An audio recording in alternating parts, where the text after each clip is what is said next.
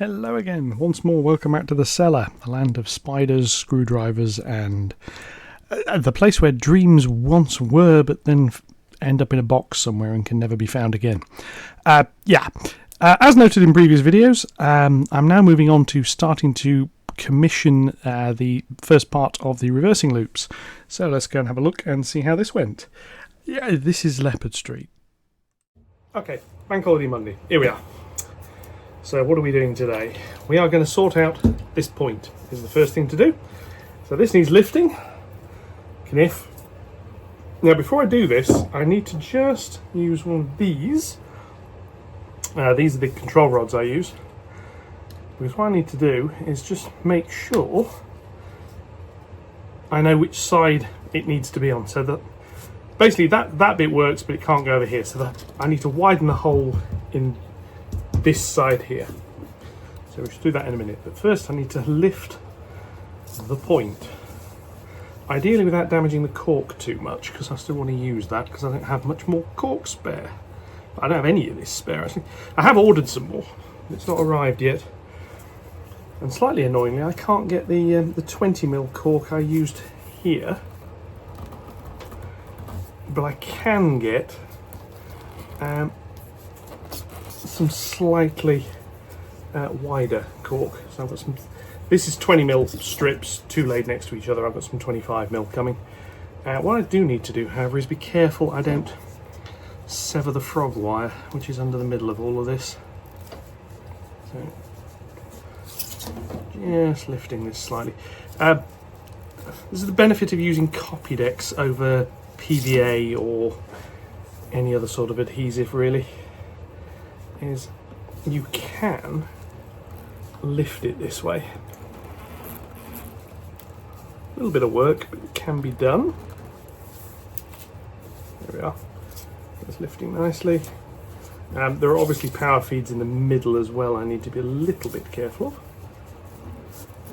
That's one of the reasons I'm using a kitchen knife, is it's blunt, so it shouldn't go through the wires. A bit of luck.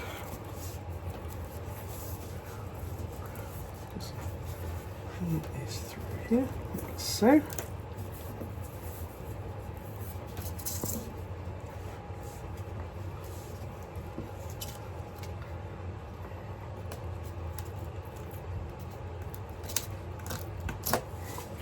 obviously I'm trying not to destroy the point for a couple of reasons. Firstly, they're quite expensive, and secondly, I want to use it again.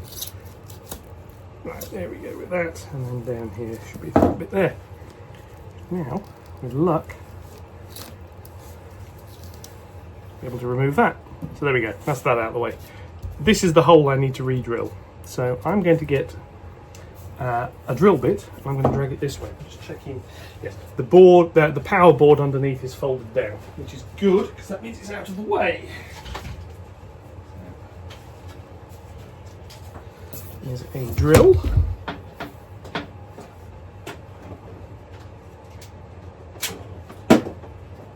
Just have to plug this in, and then I've got to find the appropriate drill bit, which is always interesting. And turn that on. So that works. That works. Don't need the countersink bit. Do need the drill bit, however, which is hopefully down here somewhere.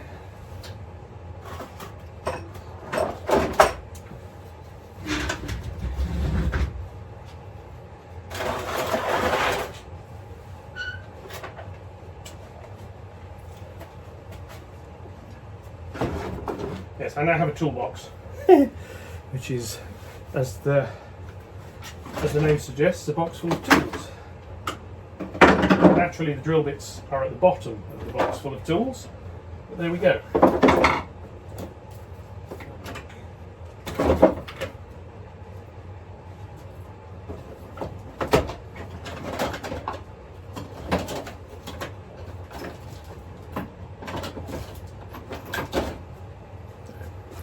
Drill bit, which is a reasonable sized bit of wood drill bit. So there we go. This can go here. And because this is a non-scenic area, I can make this a bit bigger. I'll be back in a sec with the noise.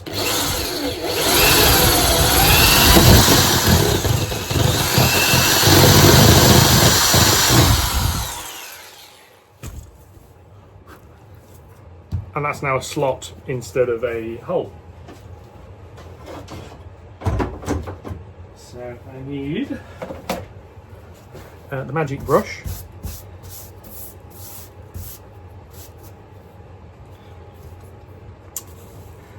Now I can relay the point. So a bit of copy decks. Clear everything else out of the way. Assuming I can get into the copy decks, this is obviously.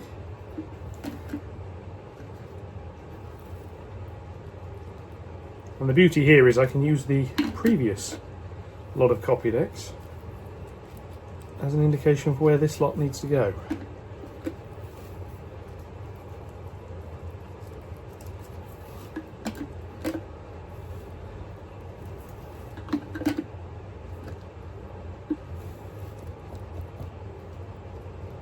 And in practice it'll also be held down by all the track around it, but I prefer to have the point fairly firmly held in if I can.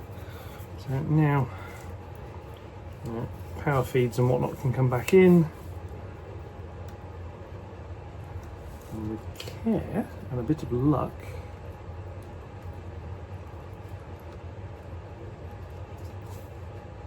I can get that to fit, and that then goes back there exactly where it was before. Now I can check this wire works perfectly in both directions. Right, that now needs a little bit of weight on it and a little bit of time. While that's doing, I've got another little job to do. So I need a bit of weight.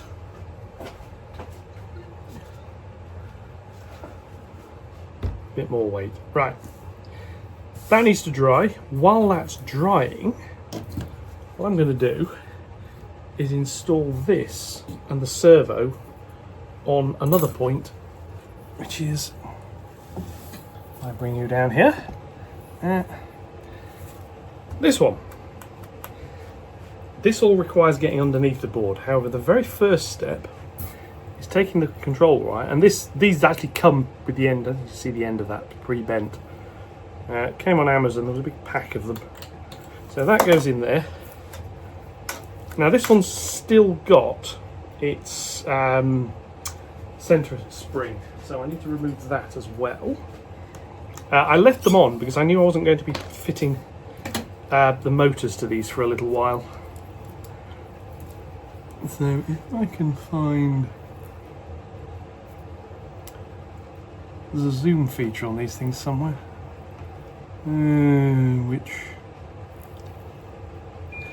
which I can't find. Work now. Never mind. Anyway,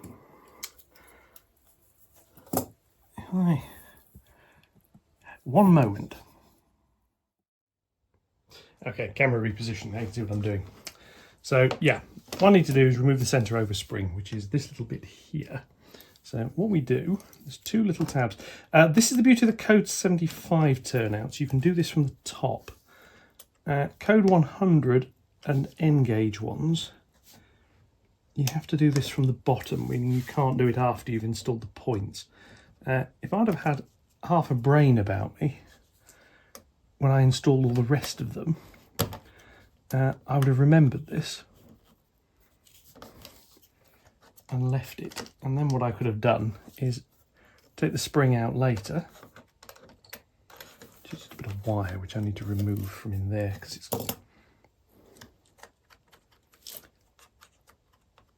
jamming things now.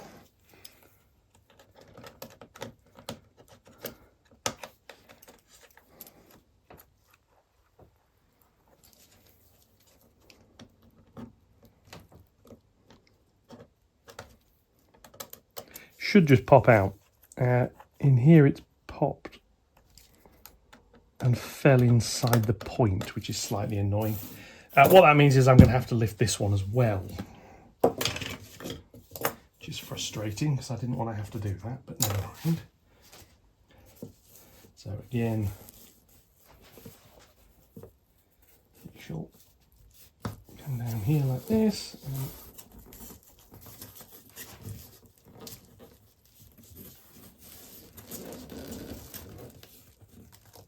slide under there.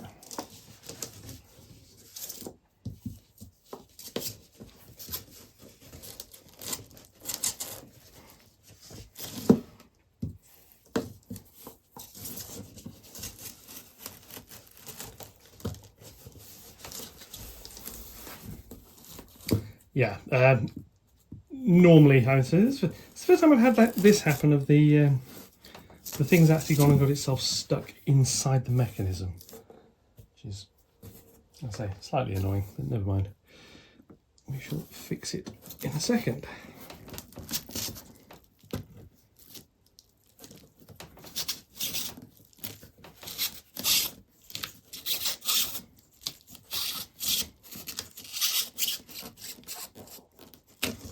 There we are.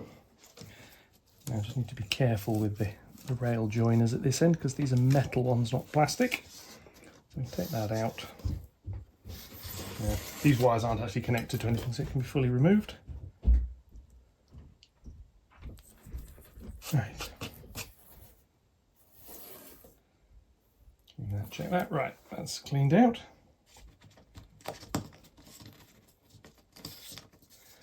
Now this one here, which is actually, I don't know what turnout number this is actually. Yeah, these ones haven't actually had their numbers on. These are basically they're 5 and 6. I've just not quite decided which is which yet, apparently. Right, so again, this now needs a little bit more of this going down. Good stuff. The delights of model railways. Now, a little bit of a follow-on actually from yesterday's discussion on how the block detection systems are going to work here. Yeah, a couple of comments on yesterday's video. You don't need these little overlap pieces. What you need is some way of knowing that a train is no longer in a section and that the points are clear and can be used. It doesn't actually matter how you do that. Right, that's that. That's that back in place. That one's gripping. Need another weight for this. So yes, I'm just going to put this on here and I'll have a little mention of how I'm actually planning on doing this. That'll do. It's nice and heavy. So if I just take him out of here, there you go, it's a normal zoom. Now, as I've said, if we look at these points here, locomotive sits there, it's in the block with the points. Goes there, it's now in both blocks. Goes there, it's now only in the block with the siding. But quite obviously it's still fouling the points. So how do you deal with that? Well, there's a couple of ways. Firstly, the block set, well actually this one's not wired yet. These block sensors have about a second delay on them. So unless the train literally stops there, as in the moment, yeah, literally there, it won't matter. But if we're coming this way and say, right, I want to stop as soon as this block is clear. So we come along, 1, right, issue the stop command and we'll stop somewhere about there. Still fouling the points.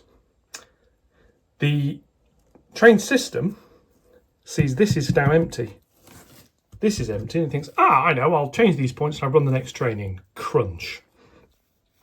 This is a problem. If this isolating gap was, say, here, then when the train stops, you don't have an issue. The way I'm handling this on these particular, I mean, the trains actually go the other way on this line, but the way I'm handling them here, eventually, manually, it's not a problem. Eventually, however, the trains will run along and it will think this block is occupied, this block is reserved, this is reserved, this is reserved, this is reserved, all the way around here to these points over here, they're reserved.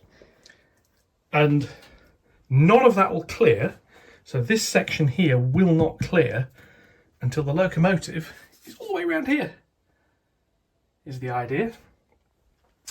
And this means I know, because I know how long the trains are, don't have to worry about this. The Scotsman's actually on the line facing that way. So if we have a little look there, again, here's an insulated join. So train is going to be coming down here. It'll actually stop over here. And before it can go, it'll say, I want to reserve this section, which means that point has to be set correctly. So it'll get this board's worth of track. It'll get this board's worth of track, which is another electrical block right up to here. It will get this bit of track here. It will then get this bit of track. It'll get that piece. It'll get the piece the locomotive's on currently. It'll come around here and it'll get the two sections over here. Because there is a bit there. And to reserve that has all got to be clear. Now this is potentially a bit of a problem, but with the automation system it'll work. This is the idea. Because the trains can only stop where there's a signal.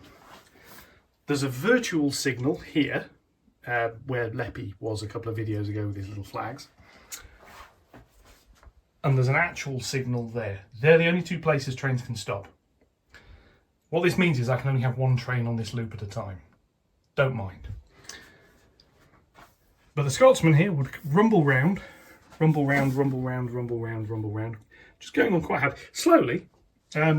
She may come in full speed along here. Well, I'll say for about half, whatever the running speed is. Hit this section and go, right, I now need to slow down.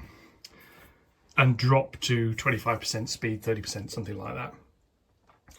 Come round here, onto that little block there. It's fairly short. I may say, right, now I need to drop to 20%. And as soon as it goes past those red dots, right, I need to stop. And it'll stop about there. And it'll be clear of those points because that section is long enough. But I know if the Scotsman stops there, I mean, you can see how long this road is, that Scotsman with a 4-coach train, as I've experience shows, it's further forward than there by the time it stops. The reason these loops are so long, because freight trains are going to be longer. So when the Q6 is round there and it's in its stop block, its train finishes about here somewhere. Which, yeah, I know it's clear of the points, so we're sorted. And the same runs in the other direction. We enter those points there. Those points will stay locked until the locomotive passes these red dots here, stops, which will stop it short of the points. I'll just move these out of the way. In practice, they stop about there. So as you see, we're well clear. So I know when it stops, this should be clear. Over there should be clear. Ideally, there would be another section break about there. So the train comes in, it stops, and I know if it hits this bit, it has overrun. Then you start saying, red flag, everything stops. Because there's a train that's overrun a point, and we want to stop everything else going. That's how that's going to work. Round here, I say we'll have the little extensions on here. They're not strictly speaking needed. But because I've remembered about them, I'm going to put them in. So this side will have them. Round here we'll have them as well, because this is where trains are going to come in this way. So there'll be little blocks about here. They will be part of the points. So basically if a train runs beyond about there, so little J52 here, comes trundling down here on the imaginary track and stops there, all well and good. Rumbles forward, stops there. This block is now showing occupied. That means the train that's here can't go. Now, there is a potential problem, and Chris over at Wirenwood pointed this one out. Say this train here has been told to go, and this comes in. Well, it's now triggered this block. The software is going to assume when this block triggers, it's this train rumbling forwards. So there needs to be some sort of software interlock that must have stopped before this one gets told to start. Or, the way things are probably going to run in practice, this one will have probably gone before this comes in. Because as this one goes past, comes into that area around there and stops, the next train in the sequence will trigger, which will be one of these 3 roads here, and off it'll go. There is going to be a bit of a software problem with having to do that. So, yeah. So anyway, I'm going to refit this a little bit. I'm going to let the copy decks dry for an hour or so, and then I'm going to come back down and we're going to carry on. So I'll catch you in a bit. Okay, back. Now, the glue isn't fully cured yet. However, I decided I was going to do something useful in the intervening time. So what I've prepared are these. These are the little tail sections. They're about 4.5 inches long. They have power feeds. Board's been drilled. 6mm hole for the LEDs. I'll be using a 5mm LED, so that should be plenty. And some little holes for these bits of wire. So what I need to do is prepare these to be fitted. So I need a couple of insulating rail joiners.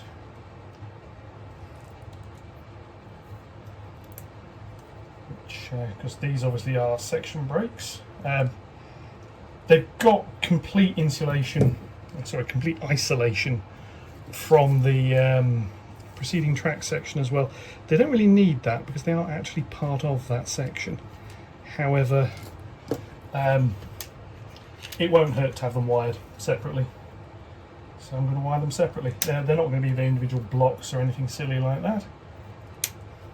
Yeah. Incidentally, boxes like this, really useful for holding fish plates in. So yeah, I'll get one of those. These just obviously fit on the end. They're a little bit fiddly. However, once they're on, they're on. There we are. So this is going to go wires into holes. I'm going to check this all fits before I glue it, because otherwise I'm going to look rather silly. Again, yeah, that'll fit. So what I now need to do is a bit of copy decks behind this. This is out of the way. And this goes down. Now I've pre-cut the sleepers that need to go around where the hole, the adjacent point is. So we'll see, and all I need to do is when it goes in is make sure there is a gap between the sleepers over the hole for the sensor, which there should be because that's how it's been measured out. So slide that down. Line these 2 rails up, like that. That goes in there, nice and straight, nice and simple. There is a hole there. Check that with a screwdriver. Goes through like that quite happily. It doesn't have to be perfect. It's just got to be reasonable. These sleepers can come up here like that. So the next thing to do is just borrow my alignment checking coach and just make sure that we can roll over that safely. Working, so now we'll do the ones over here.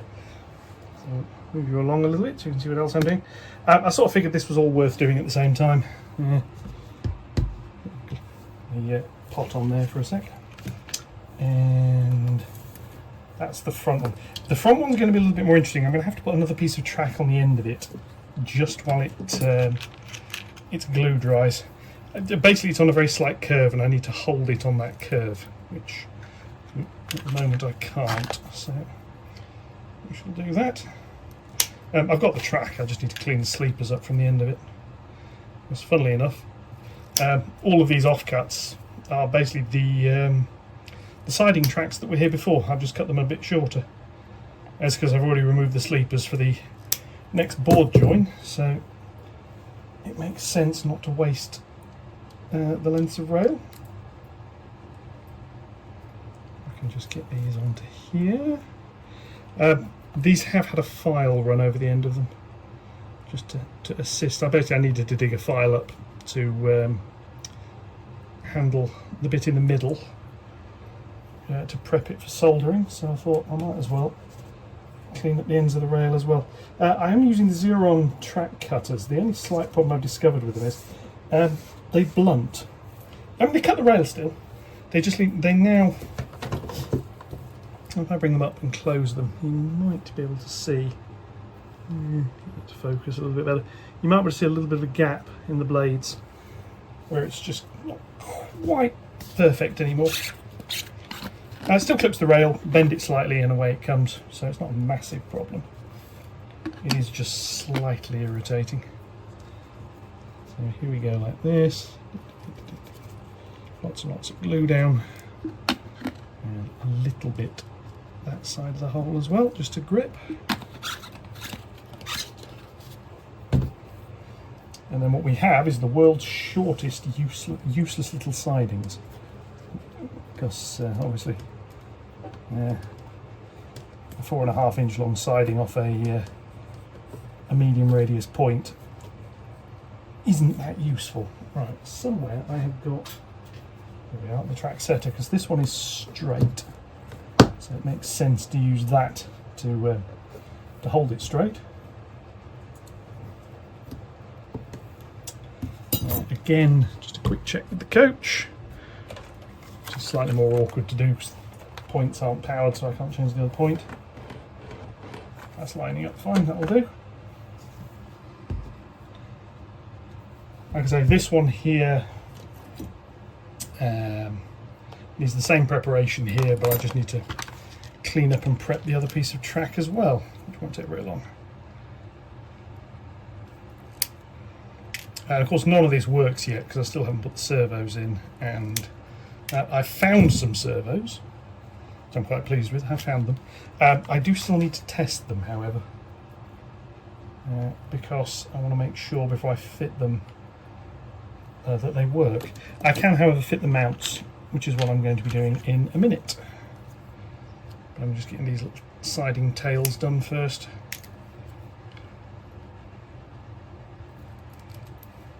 These will also actually make testing the point work slightly easier, because obviously there is,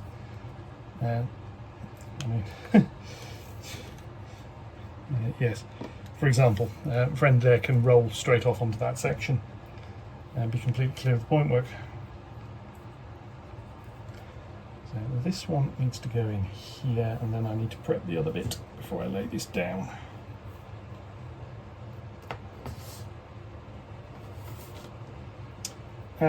You can obviously have two holes, the wires as I've got here. You can also do a single hole in the middle. I think Charlie over at Chadwick, I think that's how he does his, is a single hole in the middle. The two wires come a bit closer together and then go down. I've seen quite a few people do that, and yeah, it works. And there's no reason that wouldn't work. So that's there. That's going to bend in slightly. So I just need to remove a couple of sleepers from the end here. I'm not actually, I'm going to file the ends of that as well. I'm not actually fitting the sidings yet. I want to get all the point work done first, because fitting the sidings is going to be slightly more involved, because the way they're going to be powered up is going to be a little bit more difficult. Actually, what I'm going to do with this, I'm just going to see the cutters. You've got a good side, which is that way, and a bad side, which is that way. So when you're cutting the track, you want the good bit of track to be on the good side.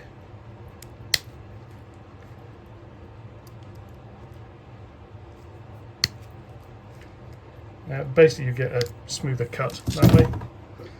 One side is a very flush cut, the other side isn't.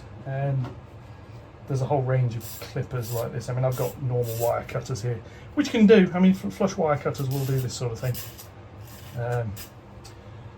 Just be prepared to order them in bulk and get through them. Because while wire cutters will do it, they will be ruined in the process. You'll get a few track cuts out of them, but Xeron cutters, I mean, I say these ones are wearing out. They may well be wearing out. They have done the entire layout so far, however, so I'm not complaining too badly on that. Nothing lasts forever, so yeah. Plenty of glue down here.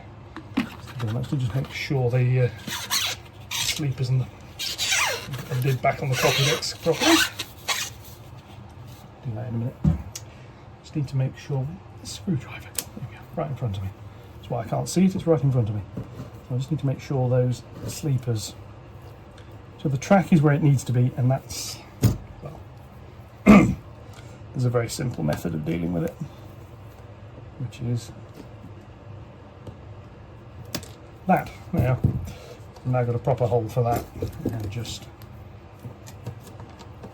realign it again, and then close up the insulated rails as far as I can. There we are. Right, now while that's in there, slide this one in. Just checking, yes, hopefully you can see what I'm doing. Hopefully somebody can see what I'm doing, and then when I'm doing it wrong they can tell me. Right, this now comes onto here.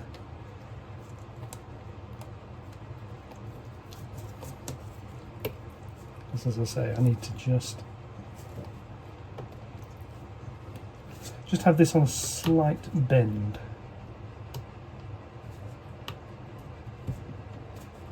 There we are, that's that. It's not much, it's just a very, very slight curve like that, which hopefully that will hold. Doesn't need much, but then this siding,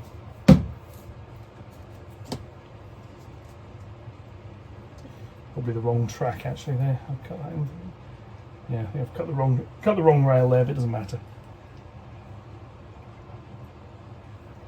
Yeah, quick trinket.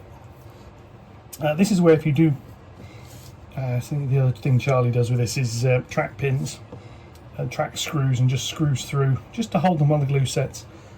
I don't have any track pins to do that with, unfortunately. I don't really have anything else I can easily wedge that with. Basically, because the one next to it's not particularly solid either. Because the thing what I need is something just to bend that a little.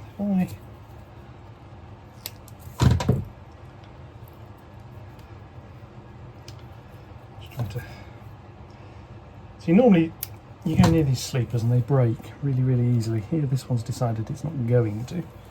What I'm going to do is wedge a sleeper in here,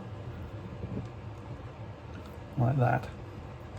That should help hold the shape a little bit. And then I'm going to put a weight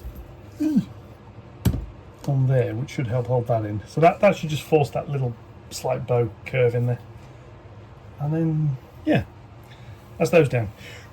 So, next job. The sleeper, so the turnout alignments, so that goes in there and waggles nicely. This one goes in here and waggles nicely.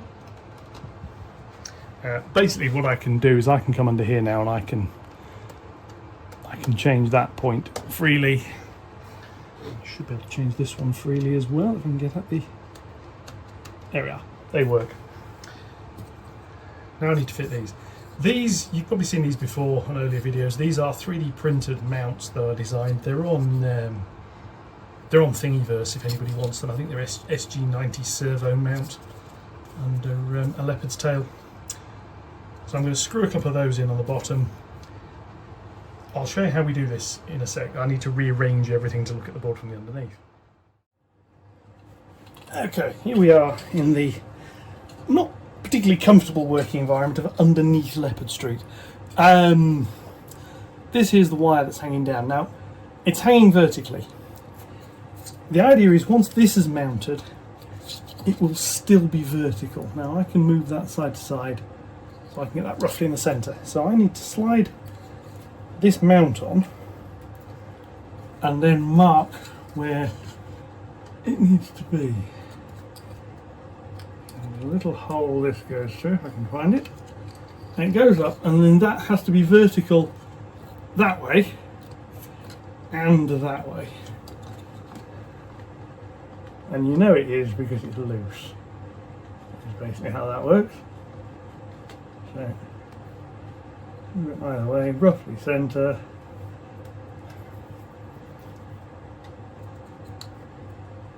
Up here, and the pen.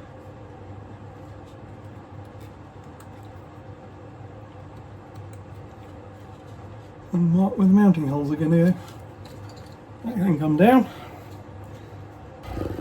It is a very uncomfortable position sitting like this. And the drill comes in, and these are just little pilot holes. This is because if I don't do this, the screws go all over the place, and the thing doesn't end up where I want it to go.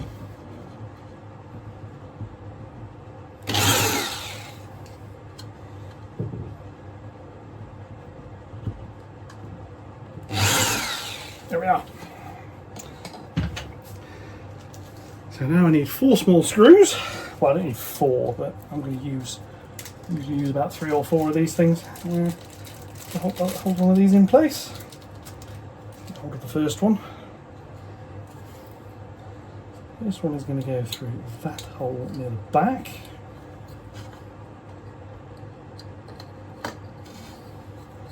That goes up there, that goes into the appropriate hole. Try and hold that in place. Oh, I can get a screwdriver onto it.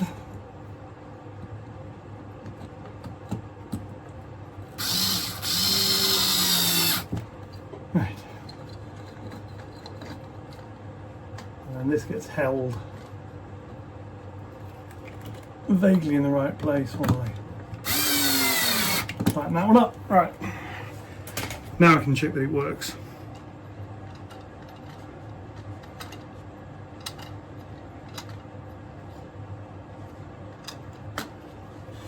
So I've just done that completely and utterly wrong. This point is angled this way, sort of in line with that. So this actually is in the wrong place. So I need to do that again.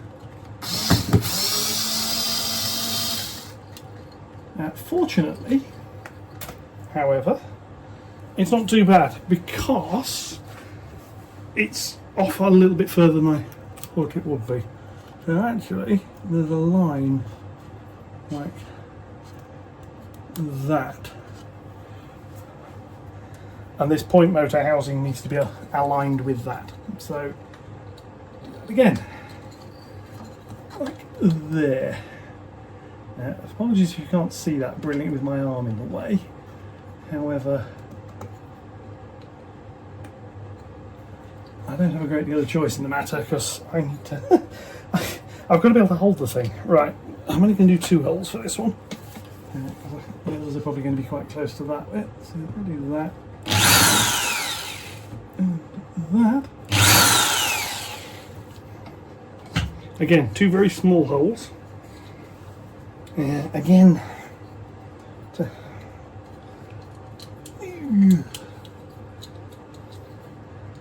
this correctly.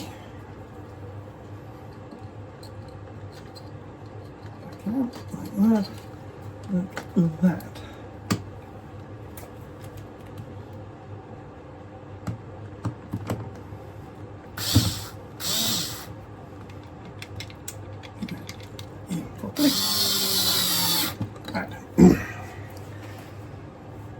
So that's now loose, but at least I can mount it properly.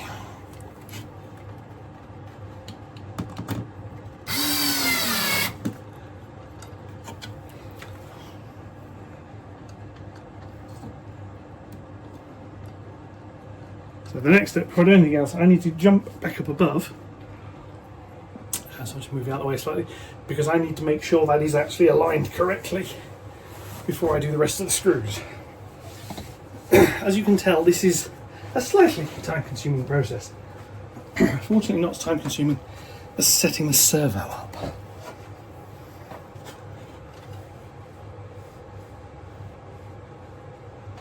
And that's moving perfectly. So what I can now do is come back down and put the other screws in.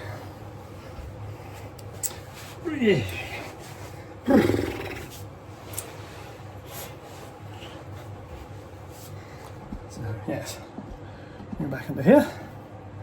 Now let's grab a couple more screws out of the little tiny bag.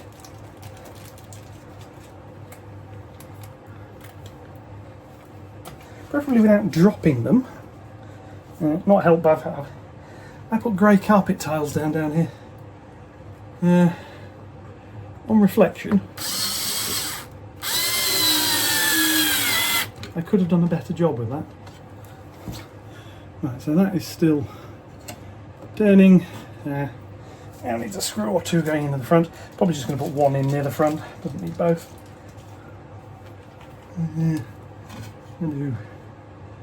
This side here is probably the easiest one to get at.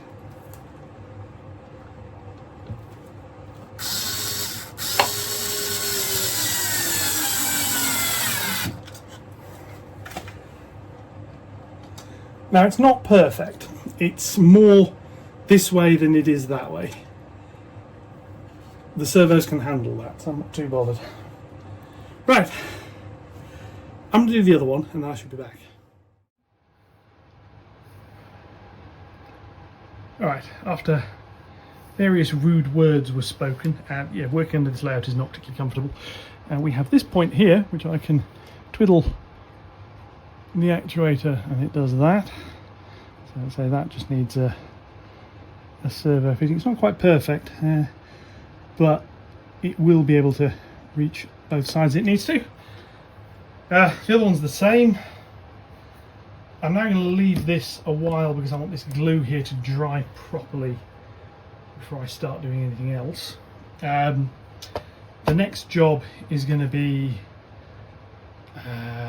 probably doing the wiring, which definitely does need the track to be glued firmly because the wires aren't getting tugged on as I'm doing it. So I want that sorted out properly. Once that's sorted out, I'm just going to use a pair of cutters and just move these rails slightly just to ensure that they get fully lined up. Yeah, so move the drink out of the way. I will be back in a bit and we'll finish getting these things working. Okay, we're back. Now, a few slight updates. Realised this section of track didn't actually have any power feeds to it. Rather remiss of me, not quite sure how that slipped through the net, so to speak. Now I'm just trying to find the track rubber, which is around somewhere. It's naturally disappeared because I just need to clean off this bit. So I've added some track feeds. They're on the surface. I would have lifted it, soldered to the underneath and put them back down, except at this end they're soldered rather messily to these bits of strip board, which would make that rather difficult. So that's not happened. I've got no idea where the track rubber's gone. Oh, never mind. Anyway, these little tails are now in place and things can run over them. All the glue's dried. I now have configured two servos. The arm is in the centre position. What I can't find, because of course I can't find it, I mean this place is a tip, yeah, that's my own fault I can't find them, is the extension leads for these wires. Like a socket that plugs into, and I need a couple of them, so I'm going to have to go and order some more of those before I can actually power these up. However, this is how they fit in. These are the little 3D printed mounts. Basically goes through there and the actuator pin just clips through and then it goes in like that, clipped in. That's pretty firm, there's no need for screws, but also a doddle to remove, he said, but no screws. Perfect for under a baseboard. So I'm going to fit both of these.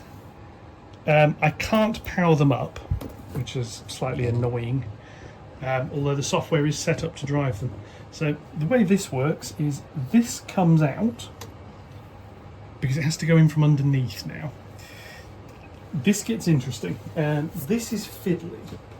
It's not hard, it's just very, very fiddly. because I now need to thread this up, there we are, through that hole. And what I do is I put a clamp on it, like that. I'm going to do the other one, which is over here. So I do the same here. So this comes out, feeds in from the underneath. This is where, again, if they're not aligned properly, this gets really, really awkward to do, as opposed to just awkward to do. Flipping it, that went straight through. I'm absolutely flabbergasted. I need that so that when I'm underneath the board, I can thread these through. So that's the next bit to do, is go back under the board. So here we are. This is the fitting. The little wire is poking through the bottom, and get these wires out of the way. So what I need to do, he said, and this is a real pain to do, is this. I can't see what I'm doing down here because there's nowhere to work. Right, if I just move under here a little bit more. This is not dignified. Anyway, that lifts up. It goes through the end of the servo horn. It does go through the end of the servo horn. The editor's decision is final on this.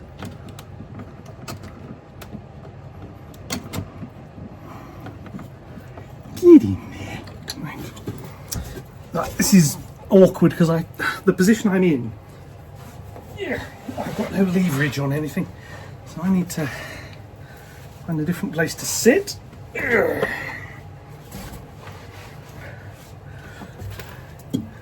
Right, try again. So that goes through there. No reason why it should. Right, there we are, it's in now. That then goes up through, and then eventually clips into place.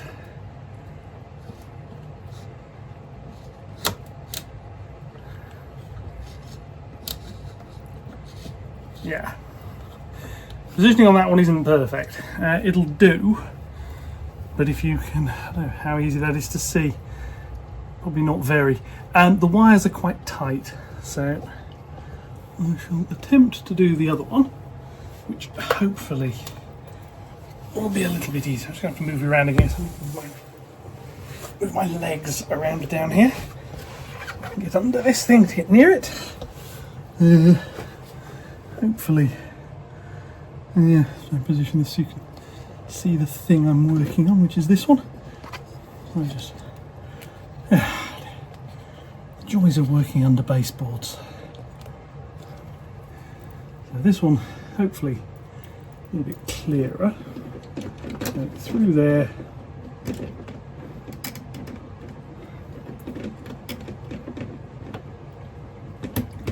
Goes through the servo horn, which then allows me to rotate the servo and clip it in. And that one's alright, I can move that. The other one, it's catching very slightly on the front. I hope it'll be alright. Anyway, back up to the top. So now we're back on the top. Take these clips off. And the points are now in place. Now in theory I can put my hand under here and I can manually move this servo and it will change the points. Just try with the other one as well. Find that servo. Yeah, so that's got, they've got the correct range of movement. The next thing is to trim these off, which requires a rotary tool, which is around somewhere.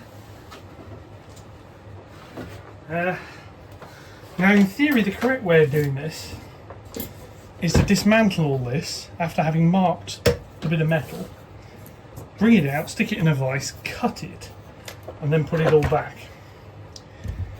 I know from experience, however, that that is an absolute pain. So what I'm actually going to do is do what I did previously and use this. So discharged, good. Somewhere in here there is the spanner for it as well. I'll get that out. So yeah, this is a cheap knockoff Dremel from Aldi. Slightly annoying. Like all the cheap ones, this is plastic bearings. The proper ones I think are metal bearings. Plastic bearings are annoying for a number of reasons. The main one being, look at the end of this disc. It's nice and rigid. Huge amount of vibration. So I'm going to turn you around here like so. Before I do this, important. You look like a dweeb wearing them. Yeah, I'm not going to turn the camera around because frankly I don't want to scare small children. But seriously, if you're using something like this, goggles. And that's on the way of getting my hand into this.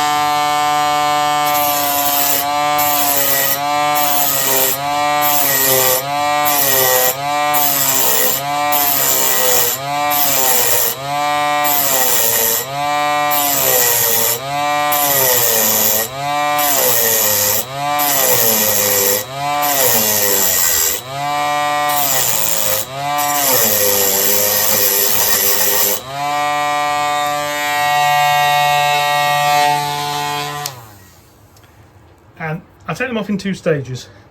First one trims it because that way I can get at the thing without it being in the way. The second is to take it down a bit. Ideally, and this is why I need the track rubber. It's got to be around here somewhere. I was using it yesterday. Although admittedly around here that doesn't necessarily mean a great deal. Found it. Good. Basically, if you can't rub a track rubber over it, which I can't at the moment, you've got a problem. Clean that bit off while I'm at it, I remember. Over there. And yeah, so I can't, at the moment track rubber won't go over that, so it's sticking up too much. So I need to grind a bit more off. You do it in stages, because this thing makes the metal hot. Hot metal will melt plastic. Point high bar is plastic, melts it too much. Yeah, so anyway. You need to be careful with this, otherwise you hit the point with it, which I don't want to do either.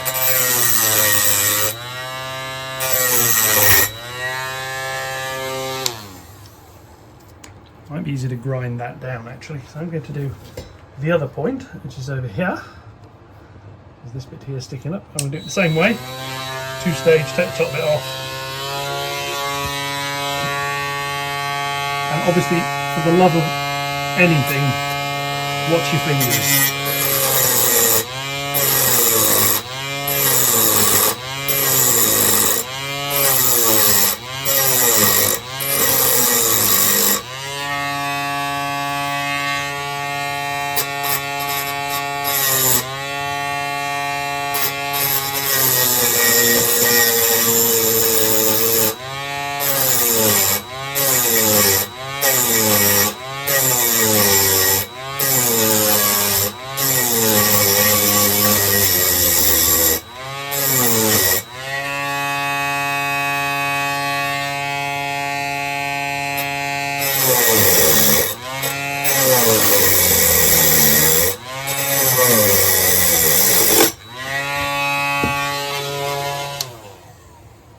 That's that one off, and that one's sticking up even more.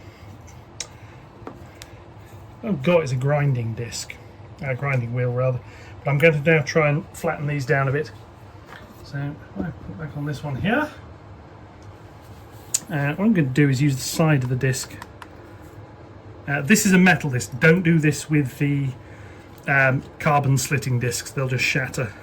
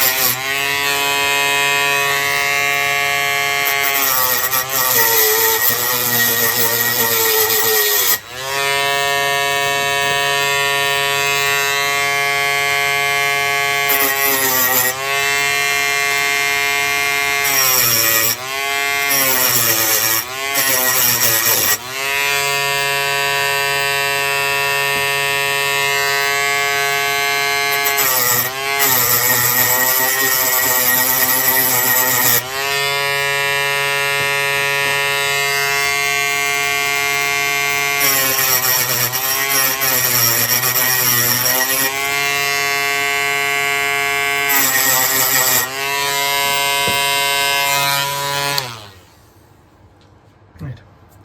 And this one, track rubber now runs over it. I did catch the rail very, very slightly, but I don't think it'll matter. So I hope it doesn't matter. So I now move that to its other position. Of course, the height of that rod moves a little bit as I do that. And that was the sound of the servo gears grating, so I need to take a little bit more of that, just so it sticks up a bit more in that position.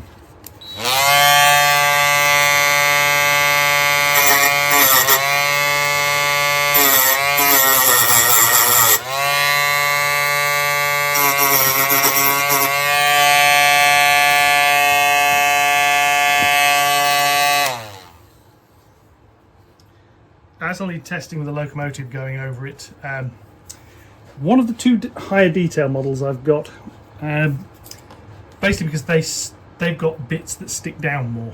So, yeah. So I'm going to shift some bits out of the way, and I can carry on and do the same again over here to take this one down.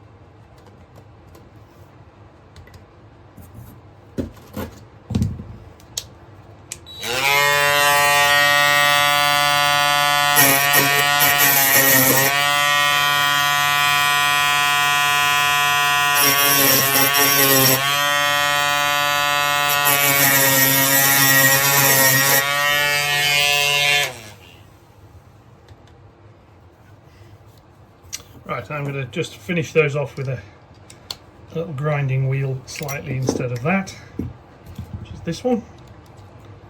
Hopefully we'll tighten up nicely with this mandrel in it. Of course it won't. I'm going to leave it in that case.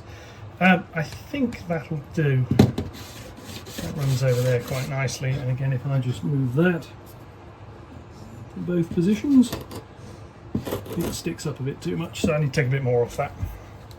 Okay, that's fine, I'll do that. This is one of those jobs that's worth doing properly the first time, as it's a pain in the neck to do the rest of the time.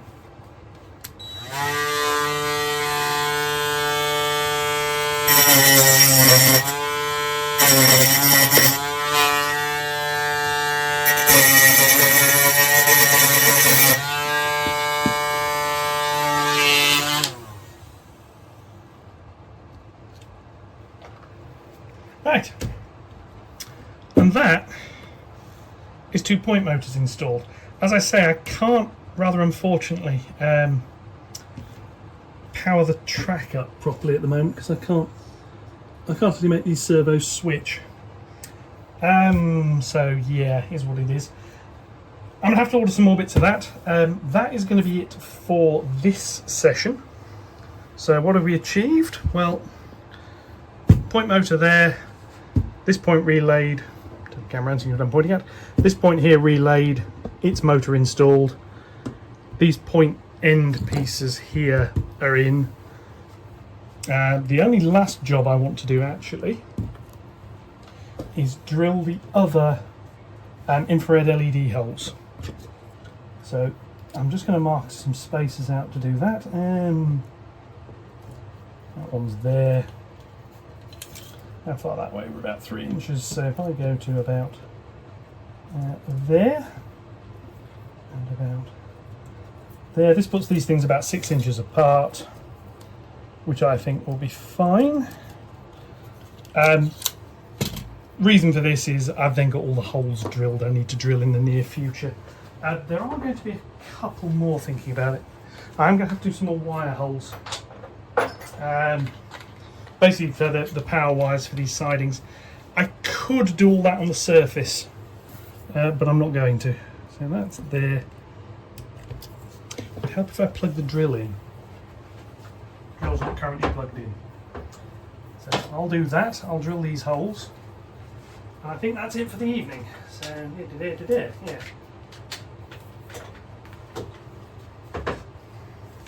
So here we go.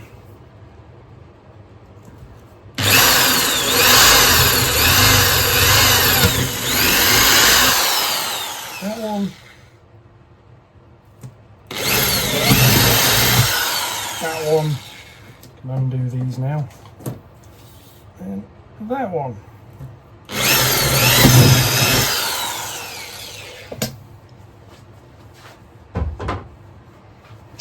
I've got my brush because I realise I'm not a proper, let's say, model railway YouTuber because I don't have a little mini vacuum cleaner. I do have a big vacuum cleaner, but I've not got it plugged in currently, otherwise I'm using that. Right, that's that. This track here can go back in for now. In fact, I might actually just refit all the siding tracks. Yeah, why not? And they'll have to come out so I can put the... There we go. That's that one. Quite lined up properly at this end, but never mind. That one, everything's out of the way again.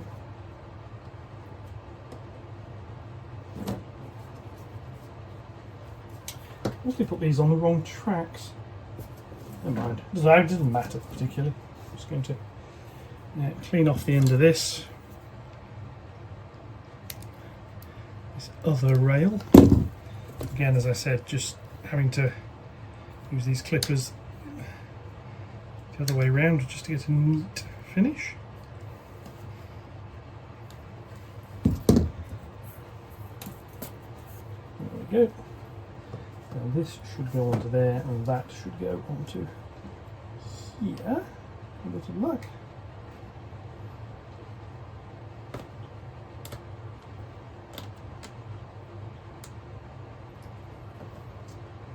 Of course, everything is in the way at the moment.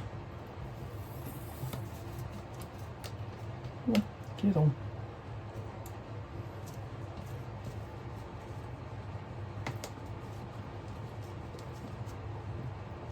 One went on, the other didn't. There we are. So now just use the pliers just to close the rails up properly. Pliers using cutters to close the rails up properly. That track fits there, this one fits here. If I can get this to go on. Back in a mode, just need a file.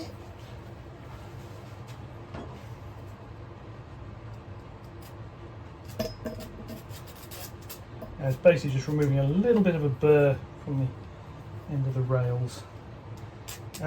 If you find you have trouble putting fish plates on, this is something to have a look at. Just check the underside of the rail and see how smooth it is.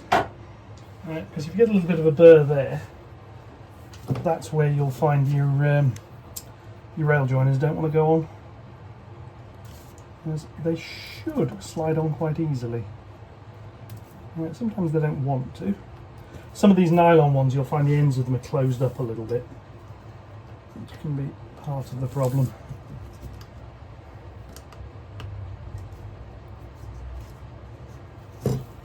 Yep, they're both on. So again, just close them up a bit.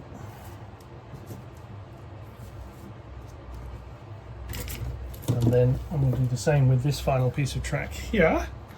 And no real reason for doing this actually, other than just the look of the thing. But at some point, obviously, these tracks are going to get feed wires connected to them. These are the reversing sections. So instead of going to the main electrical panel, these are actually going to come up to a mounting block which will be fitted on the surface around here somewhere. And then there's space on the surface then for all the control electronics that need to go in. So yeah, as a little bit of feedback on the last video. Train of thought, brilliant, really appreciate the comments, I must say. Yeah, I'm noting I'm going to be using an OR gate with sensors. Noting that actually you don't really need to. I could probably just get away with using a couple of diodes because OR gates aren't particularly difficult to make. I'm going to use the gates anyway because I've got them on order and I like using that sort of thing. But it's just yeah, just a little bit of a note, you don't actually have to. Okay, and scan back. That is what those 3 sidings look like. Now, as I say, they need power feeds, they need all sorts of stuff doing to them, which is going to come later video. Before I power any of that up, I want to power this lot up. That's going to be a job for another night. Not tomorrow night because I'm busy tomorrow night. There'll be later this week. There'll be another video later this week where hopefully all of this is working. Then there's some software changes I need to do. I should be able to make it work now. I was quite surprised actually when I was calibrating these 2 points. The software is already written to do it, and it's already driving the relays for me, which is brilliant.